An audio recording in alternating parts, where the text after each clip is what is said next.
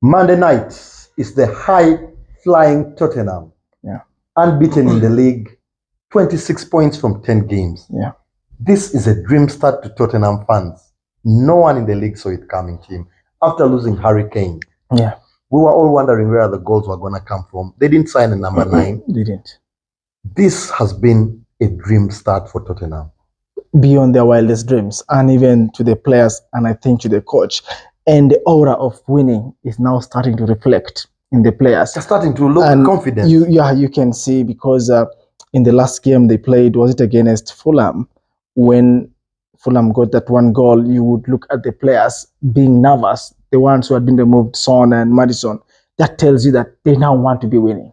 And for me, Tony, they are becoming the dark horse. It's very scary times right now for you to be facing Tottenham. Yeah. This side has got, we talked about Postecoglou. Yeah. Little was known about him, especially around the English shores.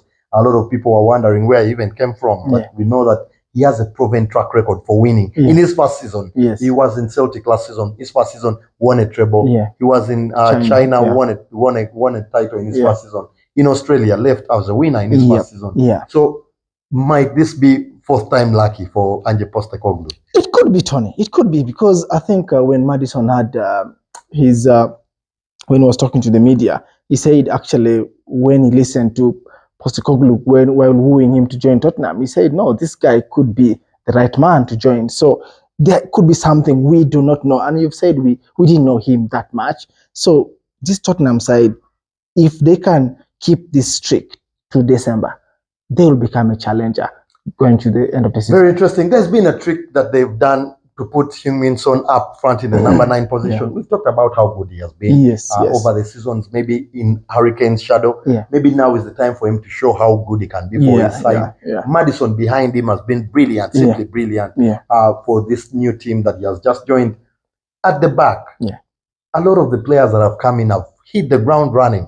Pedro Porro from last season, of course, but Destiny Udogie, who came back as after the loan from Udinese, also has been very nice. In the goal, Vicario has been also very composed. So it's very interesting to see now that Udogie has sustained that injury. We might see a bit of reshuffle in the number 3, especially given that Ben Davies also hobbled off in the last game.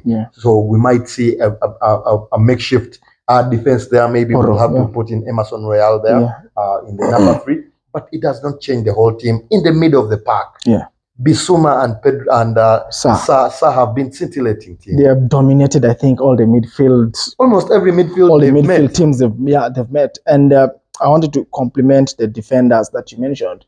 Romero and Van der Veen, Tony, have been brilliant. They've created also a good partnership. And for sure, if you have Bissouma protecting you, back four, then you have to be that confident. And then the energetic Sa up front, and then Højbjerg coming from the bench. It looks complete. We've discussed that Bentancur is now back into the fold as well. That team, Tony, is almost, you would think maybe a Son injury could maybe change the trade, but Tottenham is looking the likely deal. Very, very interesting. Of course, the depth is what has been surprising for me. How they try to get all those players in. Bentancur is back. Mana Solomon is available from the bench, as well as the Brendan Johnson. Nottingham Forest, Brendan Johnson. So this team is starting to look really very scary. Richarlison needs to hit the ground running. He has to. You know, he hasn't played as well as we might have expected, and that's perhaps why Son has gone there. But Dejan Kulusevski has been in the form of his life. Chelsea have to come into this one very worried, Timothy. Chelsea has to be very worried, Tony. We saw even at home, Stamford Bridge, they just could not fashion out a win against Brentford. Now going away to the London Stadium, to Tottenham Stadium, I think they're going to struggle because this Tottenham team is going to come hard on them. Very interesting. The issue we've talked about Chelsea, when you look at the expected goals in this week, they rank really highly. I think they're top 3 in the league. But the goals haven't been converted. Nicholas Jackson has been utterly poor, shambolic, as a new signing for £45 million. Raheem Sterling, we talk about is this the time that Chelsea is now going to pick up? Then they stumble. We talked about it when they beat Luton 3 goals. When they played Arsenal and they looked really brilliant. Then they come against Brentford and they look a shadow of their own selves. They played Blackburn in midweek. They got the 2 goals and beat Blackburn.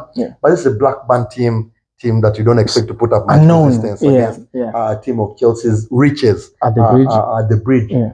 Now they come against a Tottenham side. Where are the goals coming from? Well, they have to look around again and see if the likes of Palmer can step up yet again. We know Palmer looks to be a big game player, in my opinion, so he could be the one.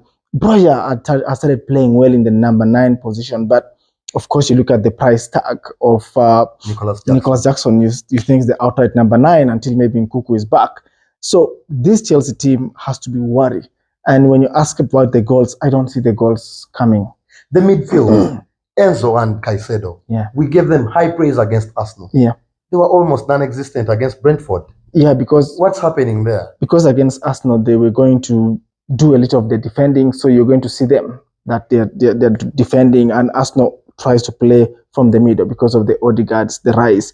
But this Tottenham side plays from the wing. Kulusevski is far at the right wing, and similarly, maybe Richarlison will start. They'll open this pitch so wide, so these Chelsea midfielders will be stretched out, because Tottenham knows their 2 men in the middle will be able to handle whatever energy comes through there. Exactly. So it's going to be Chelsea to protect their full-backs well. Is Robert Sanchez a top-tier goalkeeper? No. No, I don't think so. Very, very interesting. This game start coming to you on Monday night at 11 o'clock. This is a blockbuster in all proportions. Yeah. Chelsea still struggling, of course, finding themselves mid-table in this particular season. Yeah. The 12th. Tottenham, currently the high flyers, 26 points from 10 games. Yeah. Currently lying in first position. They'll be hoping to continue that run going. I don't think Chelsea can stop this Tottenham train right now. I've gone for 1-0 win. I've gone for another goal there, 2-0 Tottenham. Very interesting. Of course, that game will be coming on Monday night. Give us what you think back home for all the weekend's fixtures. Please share your predictions with us. We welcome your comments on our social medias. YouTube, we are there. TikTok, we are there. On Twitter and Facebook as well. Please share with us your comments. Thank you so much for tuning in. And of course, don't forget, we are brought to you by Muchuna, Pulse Flour, Rainforest Coffee, Super Ride Car Wash, and of course, Go Cleaners. Please support them. With that, we say, enjoy the weekend. Bye-bye and good night for now. Bye.